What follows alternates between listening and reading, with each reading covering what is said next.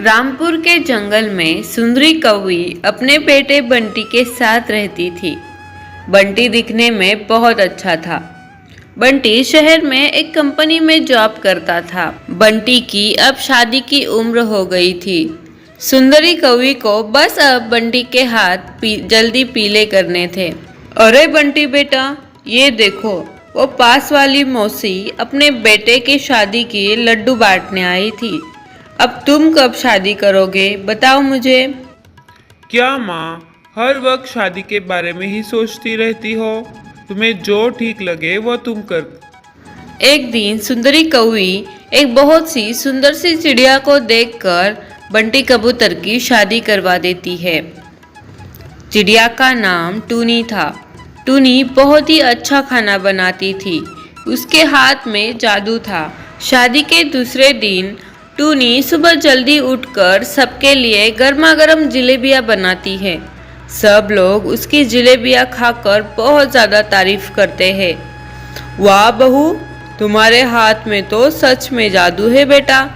हाँ हाँ टूनी, आज जलेबियाँ तो बहुत ही स्वाद बनी हैं। दिल खुश हो गया खाकर। ऐसे ही मज़े में दिन गुजर रहे थे।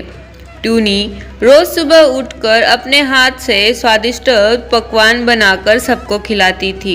एक दिन बंटी ऑफिस से घर लौट रहा था। तभी रास्ते में उसकी गाड़ी का एक्सीडेंट हो जाता है और बंटी को बहुत ज़्यादा चोट आ जाती है।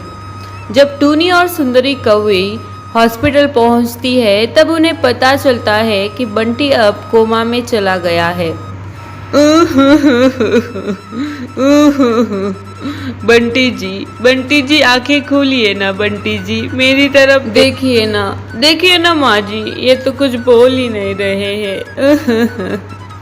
मेरी बच्ची, खुद को संभालो मेरी बच्ची। बंटी बहुत जल्द ठीक हो जाएगा। अब 2 महीने गुजर चुके थे। बंटी अभी तक होश में नहीं आया था। सुंदरी कौवी को अब चिंता होने लगी थी।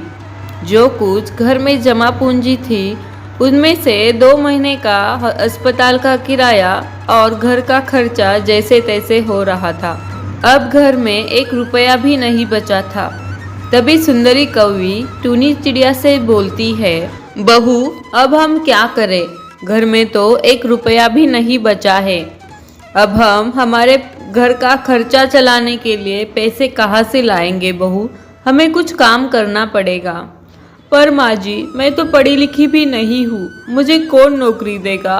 और आप अब इस बुढ़ापे की हालत में क्या काम करेंगी माँ जी, आप ही बताइए, मुझे तो कुछ समझ में नहीं आ रहा।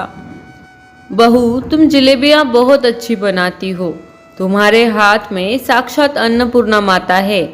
मुझे लगता है हमें जलेबी का एक छोटा सा ठेला लगाना चाहिए। पर माँ जी, बाजार में तो बहुत सारी मिठाई की दुकान है, फिर हमारी मिठाई कौन खरीदेगा। अरे बेटा, हमें एक बार कोशिश करनी चाहिए। हम अच्छे तेल में जलेबियाँ बेचेंगे, लोगों को शायद पसंद आ जाए। दूसरे दिन टूनी चिड़िया थोड़ी सी जलेबियाँ बनाकर बाजार में एक छोटा सा ठेला लगाती है। शाम होते ही बाजार में पक्षियों की भीड़ होने लगती है। जलेबी ले लो जलेबी, गरम गरम जलेबी, जलेबी ले लो, घर की बनी स्वादिष्ट जलेबी। टूनी की आवाज़ सुनकर कुछ पक्षी उसके ठेले पर आते हैं और वो लोग जलेबियाँ चखकर देखते हैं। अरे वाह, ये तो बहुत ही स्वादिष्ट है। हाँ हाँ, ये तो बहुत स्वाद है। मुझे थोड़ी सी जलेबियाँ और चाहिए, और हाँ, थोड़ी पैक करके भी देना। हाँ हाँ बेटा, अभी देती हूँ। इसी तरह से टूनी और सुंदरी कौवी का जलेबी का ठेला अच्छे से चलने लगा। वो दोनों रोज जलेबी का ठेला लगाती और उन्हें बेचकर पैसे कमाती। इसी तरह से दोनों सास बहू की जलेबियाँ पूरी बाजार में फेमस हो गई।